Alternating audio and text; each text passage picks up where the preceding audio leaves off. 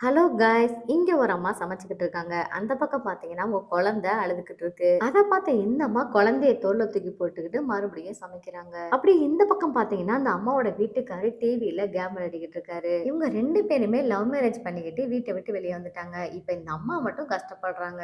இந்த ஆளு கொஞ்சம் கூட பொறுப்பே இல்லாம குழந்தையும் பாத்துக்காம எப்ப பார்த்தாலும் கேம் விளையாடிக்கிட்டே இருக்கான். என் அப்பா அம்மாவெல்லாம் விட்டுட்டு உங்களை நம்பி தானே வந்தேன், இப்படி பண்றீங்களே அப்படின்னு சொல்லி அந்த பொண்ணு அழுகுறா.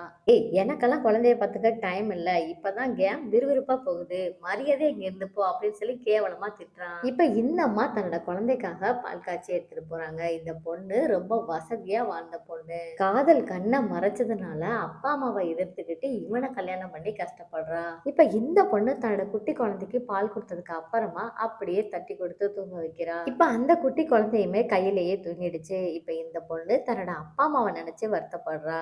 யார் யாரெல்லாம் அப்பா அம்மா பேச்ச கேட்காம இந்த மாதிரி கஷ்டப்பட்டிருக்கீங்கன்னு மறக்காம கமெண்ட் பாக்ஸ்ல கமெண்ட் பண்ணுங்க.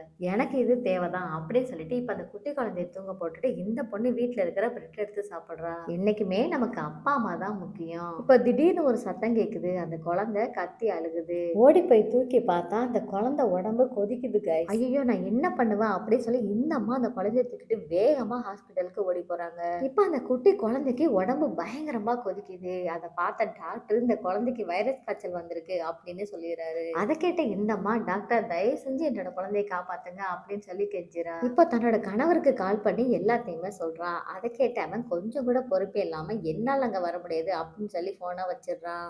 இப்படியும் சில மனிதர்கள் இருக்கத்தான் செய்யறாங்க. பாவங்க, அந்த பொண்ணையும் குழந்தையும் விட்டுட்டு இவன் வேற ஒரு பொண்ணு கூட அரட்டை அடிச்சுக்கிட்டு இருக்கான். வைரஸ் ஃபீவர்னால டாக்டர் அந்த குழந்தைய ஹாஸ்பிட்டல்லையே தங்க சொல்லிட்டாரு. இப்பதான் இந்த அம்மாவுக்கு தன்னோட அப்பா அம்மாவோட அருமை தெரியுது. இப்ப இந்த அம்மா தன்னோட அம்மாவுக்கு கால் பண்ணி, அம்மா எனக்கு உங்களோட உதவி வேணுமா அப்படின்னு சொல்லி அழுக ஆரம்பிச்சிடுச்சு.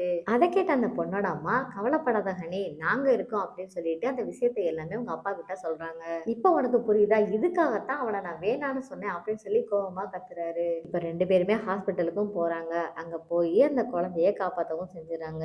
நாங்க ரெண்டு பேர் இருக்கோம் அப்படின்னு சொல்லி தைரியமும் கொடுக்குறாங்க. இப்பதான் guys ஒரு தரமான சம்பவம் உங்களுக்கு காத்து.